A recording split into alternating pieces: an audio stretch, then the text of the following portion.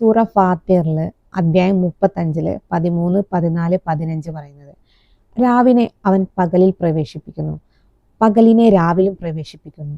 സൂര്യനെയും ചന്ദ്രനെയും അവൻ തൻ്റെ നിയമത്തിന് വിധേയമാക്കുകയും ചെയ്തിരിക്കുന്നു. അവ ഓരോന്നും നിശ്ചിത ഒരു പരിധി വരെ സഞ്ചരിക്കുന്നു. അങ്ങനെയുള്ളവനാകുന്നു നിങ്ങളുടെ രക്ഷിതാവായ അള്ളാഹു. അവനാകുന്നു ആധിപത്യം.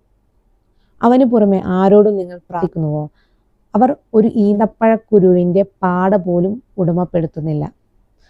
നിങ്ങൾ അവരോട് പ്രാർത്ഥിക്കുന്ന പക്ഷം അവർ നിങ്ങളുടെ പ്രാർത്ഥന കേൾക്കുകയില്ല. അവർ കേട്ടാലും നിങ്ങൾക്ക് അവർ ഉത്തരം നൽകുകയില്ല. ഉയർത്തെഴുന്നേൽപ്പിൻ്റെ നാളിലാകട്ടെ നിങ്ങൾ അവരെ പങ്കാളിയാക്കിയതിനെ അവർ നിഷേധിക്കുന്നതുമാണ്.